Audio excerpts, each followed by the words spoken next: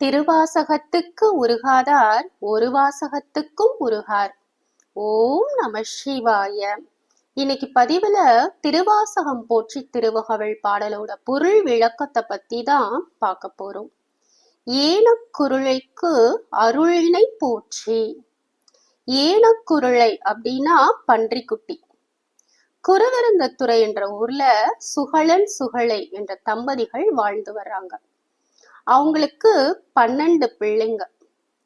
அவங்க தீய சேர்க்கையினால தகாத செயல்களை செய்யறாங்க. காட்டுல வேட்டைக்காரங்களோட சேர்ந்து தீய தொழில்களும் செய்யறாங்க. அப்போ குரு பகவான் ஆகிய பிரகஸ்பதி ஒரு புதரின் கீழே அமர்ந்து சோமசுந்தர கடவுளை நினைச்சு தவம் புரிஞ்சிட்டு இருக்காரு.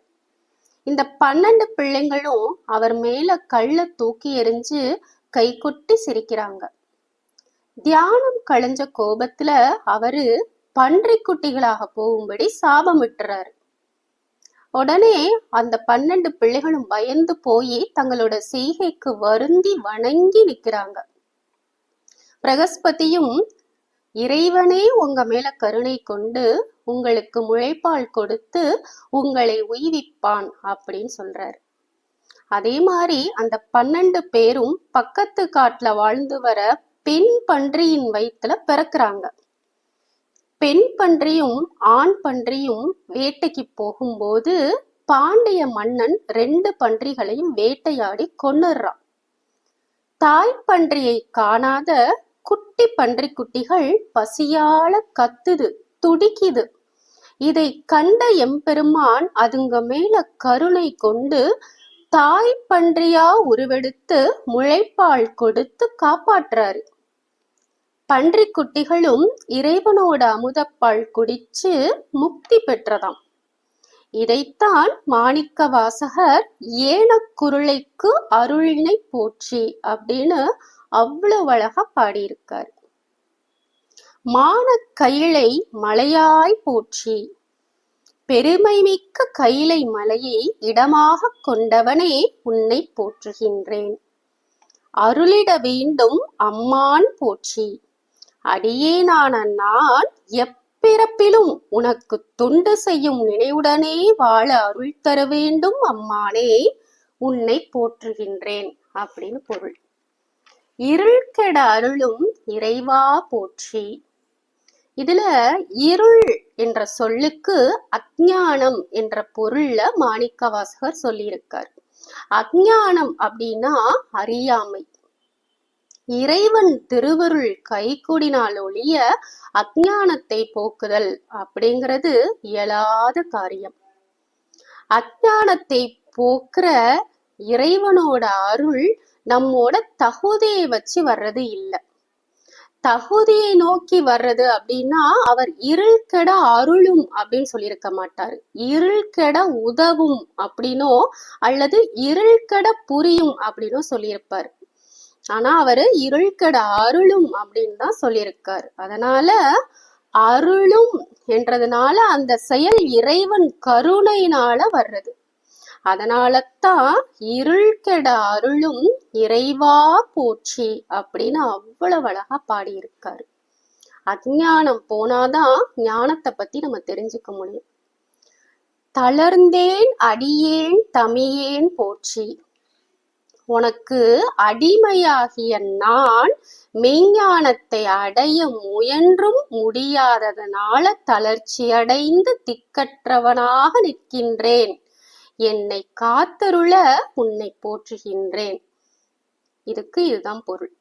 மாணிக்க வாசகர் இந்த பிறப்பு எடுத்ததன் நோக்கமே அஞ்ஞானத்தை ஒழிச்சு மெய்ஞானத்தை பெறுதலே ஆகும் அப்படிங்கிறத அவர் நல்லா தெரிஞ்சிருந்திருக்காரு. அதுக்குரிய முயற்சியிலையும் ஈடுபட்டிருப்பாரு. அதுல எந்தவித சந்தேகமும் இல்லை. ஆனா எப்படி முயற்சி பண்ணியும் அது எதுவுமே கை கூடல. அதனாலதான் தளர்ந்தேன் அடியேன் தமியேன் அப்படின்னு பாடுறாரு. அடுத்து களம் கொள கருதா அருளாய் போற்றி. களம் கொள அப்படின்னா மனசு முழுசும் அப்படின்னு அர்த்தம். இறை சிந்தனை நம்ம மனசுல தோன்றும். ஆனா தோன்றி கொஞ்ச நேரத்துல மறைஞ்சிரும். அதுக்குள்ள மனசு வேற எதையோ நினைக்க போயிரும். இது மனித இயல்புதான். ஆனா இப்படி இல்லாம மனசு முழுசும் இறையருள்ல ஈடுபட்டிருக்கணும். ஆனா அப்படி மனசு முழுக்க இறையருளை சிந்திக்கிறதுக்கும் அவனோட அருள் நிச்சயமா வேணும். அதனாலதான் அவன் அருளாலே அவன் தாள் வணங்கி அப்படின்னு சொல்றாங்க. இதத்தான் மாணிக்க வாசகரும் களங்கொள கருத அருளாய் போற்றி அப்படின்னு அவ்வளவு அழகா பாடியிருக்காரு. அஞ்சேல் என்று இங்கு அருளாய் போற்றி. அஞ்சேல் அப்படின்னா பயப்படாத அப்படின்னு அர்த்தம். என்னதான் மனசு முழுசும் இறையருளை சிந்திச்சாலும் திடீர்னு ஒரு அச்சம் மனசுக்குள்ள நமக்கு தோணும். என்ன அச்சம்? ஒருவேளை நமக்கு இந்த இறையுணர்வு திடீர்னு போயிருச்சுன்னா, அப்படி போயிடுச்சுன்னா என்ன பண்றது அப்படிங்கிற அச்சம் எல்லாருக்கும் நிச்சயமா வரும். அதே மாதிரிதான் மாணிக்க வாசகருக்கும் வந்திருக்கு. அதனாலதான் இப்பவே இந்த நொடியே என்ன பயப்படாத அப்படின்னு சொல்லுங்க இறைவா அப்படின்னு பாடுறாரு. ஏன்னா எந்த தகுதியும் என்கிட்ட இல்ல அப்படிங்கிறத உணர்ந்த மாணிக்க வாசகருக்கு இறைவனே வந்து பயப்படாதே அப்படின்னு அருளணும் அப்படின்னு சொல்றாரு. அதுவும் இப்பவே இந்த வினாடியே இந்த இடத்திலேயே என்னை அஞ்சேல் என்று அருளாய் அப்படின்னு போற்றி பாடுறாரு. நஞ்சே அமுதா நயந்தாய் போற்றி. ஆழகால விஷத்தையும் அமுதமாக விரும்பி உண்டவனே உன்னை போற்றுகின்றேன். அத்தா போற்றி, ஐயா போற்றி, தந்தையே உன்னை போற்றுகின்றேன். நித்தா போற்றி, நிமலா போற்றி, என்றும் உள்ள நித்திய பொருளே உன்னை போற்றுகின்றேன். பத்தா போற்றி, பவனே போற்றி, என் உயிர் நாயகனே, அனைத்தும் தோன்றுவதற்கு காரணமான உன்னை போற்றுகின்றேன். பெரியாய் போற்றி, பிரானே போற்றி, பெருமை பொருந்தியவனே, வள்ளலே உன்னை போற்றுகின்றேன். அரியாய் போற்றி, அமலா போற்றி, அன்பர் அல்லாதற்கு அரியவனே.